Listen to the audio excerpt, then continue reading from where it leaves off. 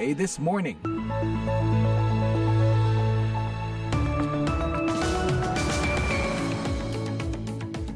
Selamat pagi pendengar, inilah VOA This Morning di hari Selasa 12 November 2024 bersama saya Eva Masreva, Banir Hayu, dan operator kami Dan Brody yang mengudara langsung dari Studio 17 VOA CNN Indonesia di Washington DC.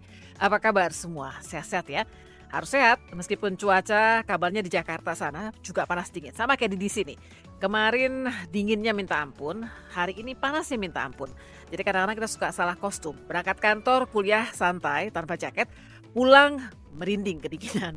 Anyway, Presiden Prabowo Subianto is in town. Ya, Pak Prabowo tiba di DC Minggu kemarin dan saat ini sedang siap-siap untuk bertemu dengan Presiden Joe Biden di Gedung Putih. Anda bisa simak laporannya nanti termasuk soal the messaging that Trump had really resonated just much more deeply than Harris for so many of these voters around the country. Itu laporan tentang analisa apa sebenarnya menjadi faktor kemenangan telak Donald Trump di Pilpres minggu lalu. Juga jangan lewatkan pembukaan KTT iklim di Baku, Azerbaijan hari ini. Annual greenhouse gas emissions at an all-time high, rising 1.3% last year. Seperti biasa, siaran juga dapat tersimak secara live streaming di situs kami di www.voanesia.com atau melalui podcast VOA This Morning di platform podcast langganan Anda. Kini kita temui Nur Hadi Sucahyo yang akan menyampaikan berita dunia pagi ini.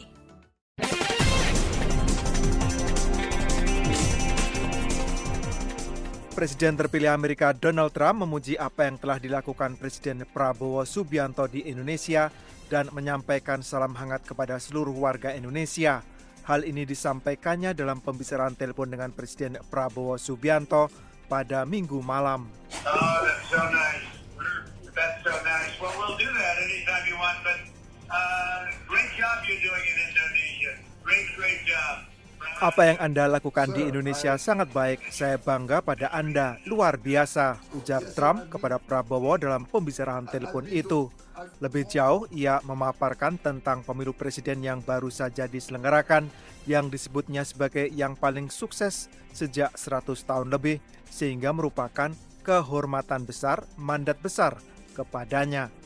Dalam pembicaraan melalui telepon yang dilakukan Prabowo beberapa jam setelah tiba di ibu kota Washington DC, ia menyampaikan keinginan bertemu dengan Trump untuk menyampaikan ucapan selamat secara langsung atas terpilihnya kembali Trump sebagai presiden. Keterangan resmi dari Gedung Putih menyatakan Presiden Joe Biden akan menjamu Presiden Prabowo Subianto pada hari Selasa.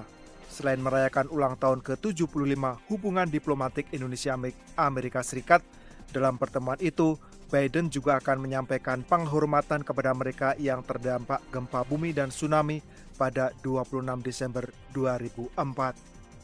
Timur Tengah membutuhkan kepemimpinan yang kuat dari Amerika Serikat karena kawasan tersebut menghadapi banyak perang dan krisis. Seorang pejabat tinggi Uni Emirat Arab mengatakan itu pada Senin di tengah persiapan Presiden terpilih Donald Trump untuk kembali berkuasa. Penasihat Presiden Uni Emirat Arab, Anwar Gargas, yang berbicara di konferensi debat strategis Abu Dhabi, mendesak pemerintahan Trump yang baru untuk memprioritaskan strategi komprehensif, alih-alih pendekatan reaktif dan sepotong-sepotong. Uni Emirat Arab yang kaya minyak adalah donor utama bantuan Gaza yang menormalisasi hubungan dengan Israel selama masa jabatan pertama Trump. Negara tersebut tidak terlibat langsung dalam perang yang berkecamuk di kawasan tersebut, tetapi telah menghadapi tuduhan yang dibantah dengan keras telah mendukung para militer Sudan dalam pertempuran di sana selama lebih dari setahun.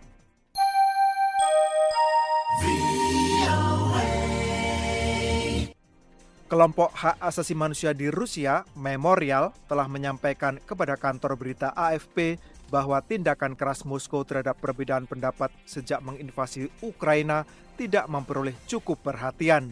Padahal ribuan warga Rusia dan Ukraina dipenjara karena alasan politik. Rusia sudah memiliki catatan hak asasi manusia yang buruk sebelum Kremlin melancarkan serangan pada 2022 ke Ukraina. Namun, sejak itu Rusia telah melancarkan tindakan represi politik yang belum pernah terlihat sejak era Soviet. Memorial, pemenang hadiah Nobel yang sekarang dilarang beroperasi di Rusia, percaya bahwa ada jauh lebih banyak tahanan politik daripada yang diketahui oleh organisasi HAM. Sergei Davidis, Kepala Departemen Pendukung Tahanan Politik di Memorial, mengatakan ada sekitar 7.000 warga sipil Ukraina yang ditahan oleh otoritas Rusia, memperkuat catatan perhitungan oleh LSM, Pusat Kebebasan Sipil di Ukraina. Presiden Amerika Serikat Joe Biden meletakkan karangan bunga untuk menghormati para prajurit yang gugur di Hari Veteran pada Senin, sebuah acara yang menandai penampilan pertamanya bersama Wakil Presiden Kamala Harris sejak kekalahannya dalam pemilu pekan lalu.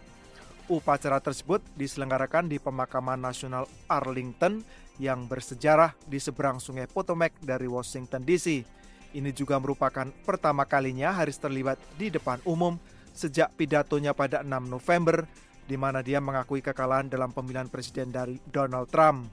Partai Demokrat yang menghadapi hasil yang menyakitkan atas kekalahan mereka telah memulai diskusi internal yang mendalam. Beberapa menyalahkan upaya Biden untuk mencalonkan diri pada usia 81 tahun sebagai penyebab kekalahan Harris, meskipun tuduhan ini dilakukan bukan kepada Biden secara pribadi. Biden sendiri telah berjanji untuk menjadi presiden yang menjadi jembatan bagi generasi berikutnya. Kritik terhadap Harris sendiri lebih teredam dan Biden memuji Harris pada Kamis dalam pidato Gedung Putih yang disiarkan televisi. Sebelumnya pada Senin, Biden menjamu para veteran di Gedung Putih untuk merayakan hari raya tersebut sebelum menuju Arlington, tempat peristirahatan terakhir dua presiden, jenderal dari semua perang besar Amerika Serikat, dan ribuan personel militer lainnya.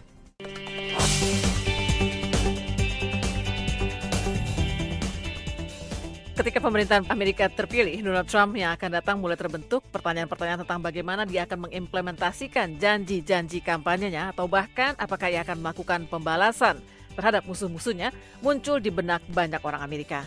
Sementara itu, kelompok progresif merenungkan kekalahan mereka di Gedung Putih.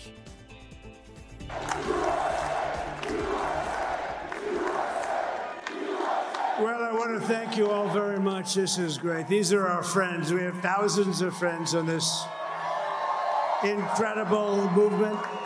Pendengar, setelah kemenangan telaknya dalam pemilu presiden 5 November lalu, seluruh warga Amerika kini fokus pada presiden terpilih Donald Trump dan bagaimana ia kelak memimpin. Para pendukungnya yakin bahwa mereka yang tidak memberikan suara untuknya pun akan merasakan perbaikan dalam kehidupan mereka. Diwawancarai dalam program This Week Show di stasiun televisi ABC, mantan kandidat capres dari Partai Republik Vivek Ramaswamy yang kini mendukung Trump mengatakan, I think a lot of people across the country, even who have bought into, I think, some false narratives about Donald Trump. Saya kira banyak orang di seluruh Amerika, bahkan mereka yang telah mempercayai beberapa narasi palsu tentang Donald Trump akan terkejut ketika mendapati lebih banyak uang dalam gaji mereka. Harga-harga turun di dalam negeri, perbatasan yang aman. Dengan terpilihnya Susie Wiles sebagai kepala staf Gedung Putih, format pemerintahan presiden terpilih sudah mulai terbentuk.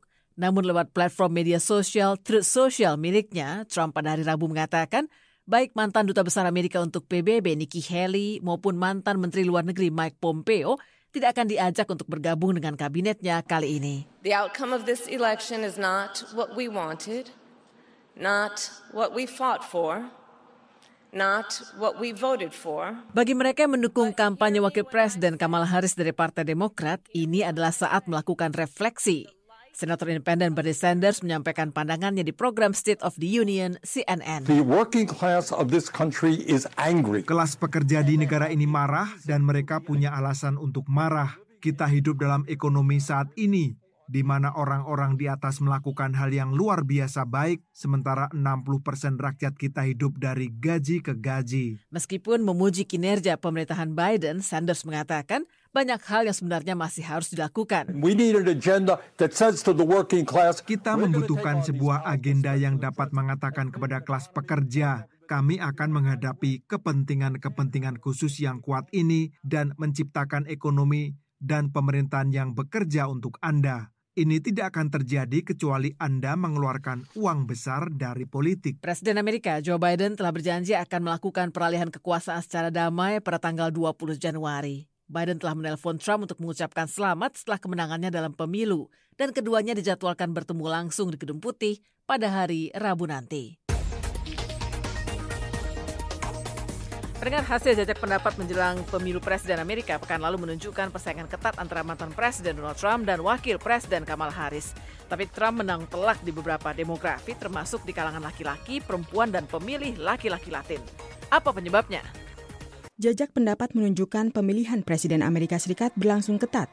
Tapi Donald Trump memperoleh dukungan luas dan dengan mudah mengalahkan Wakil Presiden Kamala Harris pada 5 November lalu.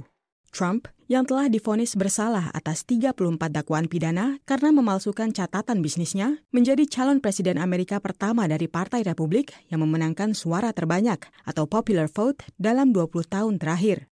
Samuel Abrams, dosen politik dan ilmu sosial di Sarah Lawrence College di New York, mengatakan, mengapa kandidat tertentu kebal dari skandal, tapi yang lainnya tidak? Saya tidak bisa menjawab pertanyaan itu. Mengapa rekam jejak Donald Trump misalnya yang terkait perselingkuhan dan beberapa kasus kriminal tidak melekat pada dirinya? Apa yang melekat adalah pesan berulang yang telah disampaikan Trump kepada para pemilih Amerika selama bertahun-tahun. Kembali, Abrams. Dan itu adalah saya mendengar Anda. Saya memahami perjuangan Anda. Saya mengerti bahwa segala sesuatunya tidak berjalan sebaik yang semestinya. Dan saya ingin membantu Anda. Saya ingin membuatnya lebih mudah. Alright, we're rolling. Good to see you, sir. Kampanye Trump menarget pemilih utamanya, seringkali melalui podcast atau siniar dan media sosial yang menarik jutaan audiens. Tom Riley, dosen di School of Public Affairs di Arizona State University, mengungkapkan, They targeted young men.